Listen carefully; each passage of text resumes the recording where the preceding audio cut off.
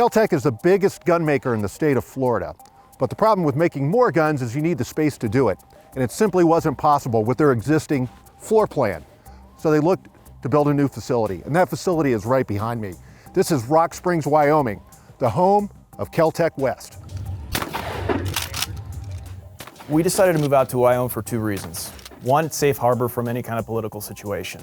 And we wanted to take a hard look to see if there was safe harbor out there, and we found that in Wyoming. The governor was visiting the SHOT Show many times and quite honestly impressed my father with his presence. And he decided that he wanted to go somewhere where there was a safety net in terms of the political environment. Wyoming is solidly red. It will continue to be solidly red.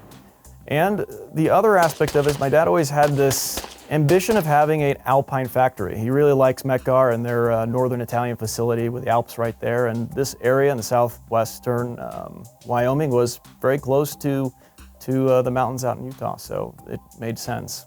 When I first saw the advertisement for the building, the first thing I noticed was those 15-ton cranes, overhead cranes. And I immediately went to, we could do our own rigging when machines come in. I wouldn't have to rely on a company to maneuver that machine into place. Luckily, we picked all 10 of them up successfully and put them in place and didn't have any catastrophes or anything like that. So it was pretty neat to do. That was a neat opportunity to be able to do that. So a lot of the facility was pretty much turnkey. You know, we wanted to clean up a bit. It had been sitting for a while, so there was a bit of housekeeping required and some infrastructure that we needed to put in. But for the most part, it had a lot of space, and we were able to get the machines in and set it up quite nicely. With that much space, you can really have the freedom to build the flow of production the way you want it. So my blank canvas that was given to me for this facility was to try and place the machinery like a process from start to finish, a flow, like a flow chart, where it would actually come from the machine shop over to finishing and then to assembly and then to test firing and then to shipping. It's kind of great here. We're only under one facility. In Florida, we've got 7 different facilities, but that was the way I envisioned it at first with the canvas, was trying to set up stuff and have it to where it flows out the door to the customer. So we looked out here and we found that the education level out here was very much favored in the technical fields.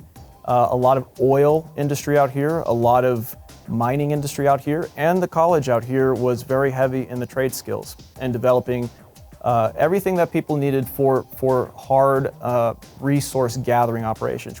It isn't too far away from what we do at KelTec, but on a much smaller scale. So the technical skills were present.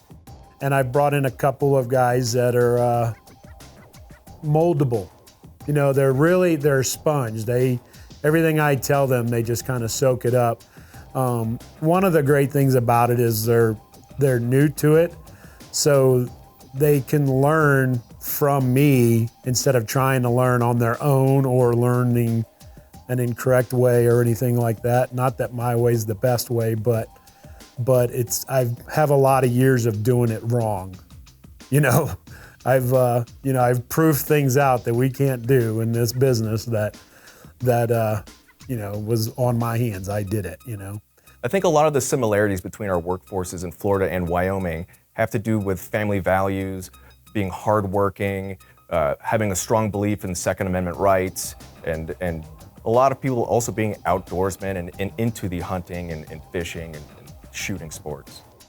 You just have to have someone motivated, and I have found a really good group of people that I have with me, that are with me now, and they're doing really well. They're all locals except me. and they're very proudful to work here. You know, they want to work at a gun manufacturer. They want to work at a gun manufacturer that's going to build a gun that says Rock Springs, Wyoming on it. And they're very proud to do that. So.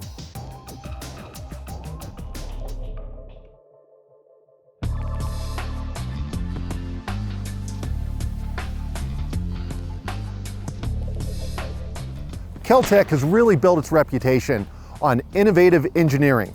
George Kelgren wants to make guns that are affordable so every American can exercise their Second Amendment right. So George is critically responsible for the design of the PR-57. He will design everything to a one-to-one scale. Where he hands stuff off to the engineers is basically tolerance, stacking, and fitment. But this general concept of the prototype and the theory of its operation is entirely crafted from his mind. He'll make a single prototype, go down into the testing area, pull the trigger behind a wall in a fixture, and if it doesn't blow up in all places, then it's a proof of concept. And sometimes he'll come up saying, it didn't blow up, I think we got something here. And PR-57 came out of that testing. And so he decided to run with that.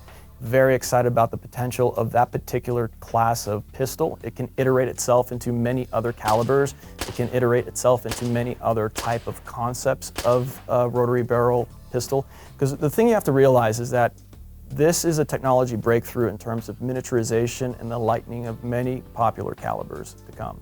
And so we just went with something we knew would be very, very compact and very light and very concealable. And oh, by the way, very low recoil. And the 5.7 by 28 millimeter cartridge allows us to do that. Wow, that's smooth. What'd you think of 5.7? That's awesome. I can't believe that's crazy. There's no kick to it whatsoever. That muzzle doesn't come back. When he sees his designs kind of become prolific throughout American culture and latest modern firearms, to him it's his fingerprint. It's his fingerprint on American gun culture. And that to him is his legacy. That's where he's going to find immortality at the end of the day. So the KelTec Sub 2000, even though there are modern versions of it, is not a new design. This folding little carbine is really a lot of fun and it's handy, and it's finding a new role in keeping those most important to us secure and safe. A little over 4 years ago, Sheriff Wayne Ivey approached us to really kind of think outside the box and challenge to equip their SROs for the county and those schools. And so we went back and forth, looked at our Sub 2000 platform, and eventually settled in on our PLR-16 and a really kind of a unique configuration in an SBR format on their chest. So they provided us a mount. They walk with those guns on their chest around the schools. Well, when that happened, it really started to kind of get us thinking outside the box, just like George does on the designs. Say, okay, hey, what are some other applications we can go through and use this format and even some of our other products in? So we started expanding and bringing that around the country to different schools. And then recently here, we went through and partnered with a bunch of different faith-based security network organizations and groups. So, okay, how do you go through and outfit church security teams? We actually had a church out west go through and they heard what we were doing with our Sub 2000 and some packs and keeping it really under the radar for those teams and say, look, we would love to go through and equip our entire security force with this for our church. We spend a lot of time training our safety team guys. Just because they have a CCL doesn't mean that we allow them to carry while they're on security. Now, it's kind of unique because anybody can carry in our church, concealed carry. We're not patting people down. We're not trying to stop people. We don't want to infringe on anybody's Second Amendment or their rights. But when they're operating in the capacity of our safety team and they're wired up and doing the job, we only allow them to carry if they've gone through our training and training with others. We want to make sure that every single person understands our protocol, our tactics and the methods that we'll use to put down a threat, and we want to make sure that we can rely on the people that are handling a weapon. So it's not even just a proficiency with arms, although that's important.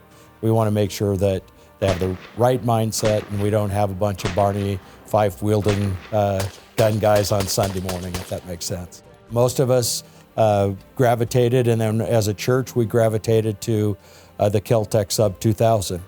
And the reason was because we had something that could collapse and fit in either a small briefcase or a very small shoulder sling bag over, and then we could get to it quickly, unfurl it. That's been going on for years, but we really encapsulated it about a year ago underneath the Peacekeeper's name. Our marketing manager and the team came together and said, look, what is a way we can call this, an umbrella term? And Peacekeepers really came out of that. So between schools, churches, temples, places of worship, we want to make sure that those soft targets are hardened and we provide some really outside the box solutions for it.